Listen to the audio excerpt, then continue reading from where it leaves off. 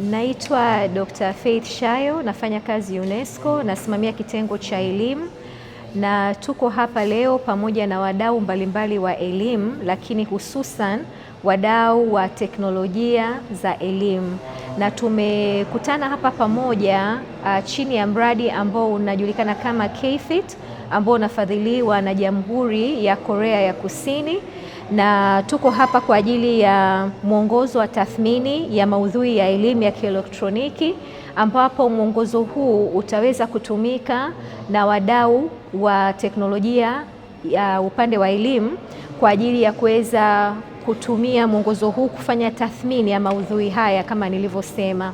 Kwa mradi huu umetekelezwa pamoja na Tanzania Institute of Education, taasisi ya elimu Tanzania, na wadau wetu wakubwa pia wakiwa ni Wizara ya Elimu, lakini hapa tumekusanyika pamoja na wadau wengine mbalimbali ambao wataweza kutumia mwongozo huu.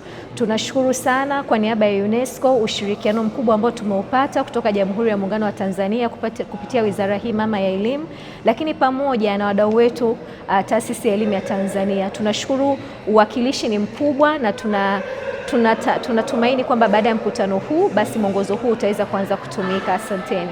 Mimi naitwa Moses Ziota Mtukula kutoka taasisi ya elimu Tanzania.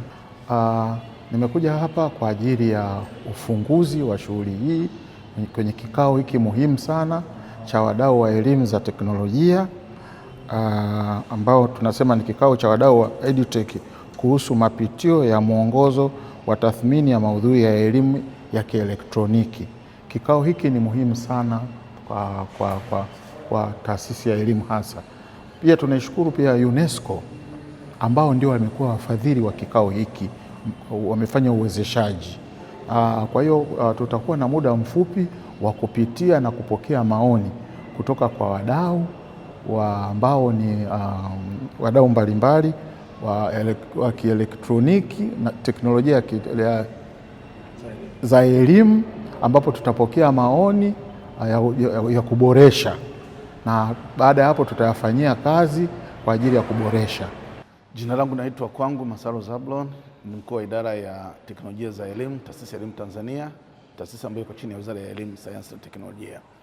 Nianze kwanza kwa kutambua, kama tunavyofahamu, hivi karibuni serikali imeweza kutoa sera ya mwaka 2014 toleo la 2023, lakini pia mitaala iliyoboreshwa toleo la mwaka 2023.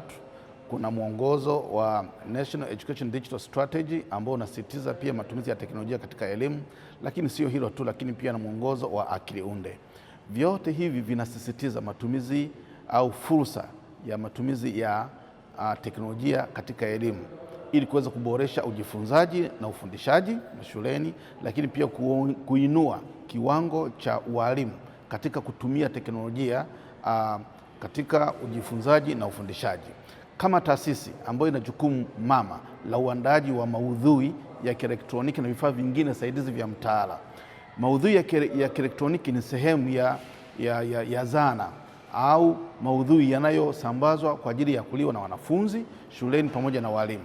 Hivi leo ni siku maalum sana, kama nilivyokushazungumza kwamba kuna zana au kuna miongozo ambayo tayari ipo kama serikali tunaifuata. Taasisi ya elimu pia imekuja na mwongozo huu wa tathmini ya maudhui ya kielektroniki, ambapo sasa leo tunawashirikisha wadau muhimu sana wa teknolojia za elimu, kwa maana ya wabunifu, waandaaji na wasambazaji, ili kuweza kuandaa kwa kufuata miongozo ya serikali, lakini pia kuweza kuandaa maudhui ambayo yanaendana na dira, mtazamo na focus ya serikali ili kuweza kufikia malengo ya matumizi ya elimu hapa nchini.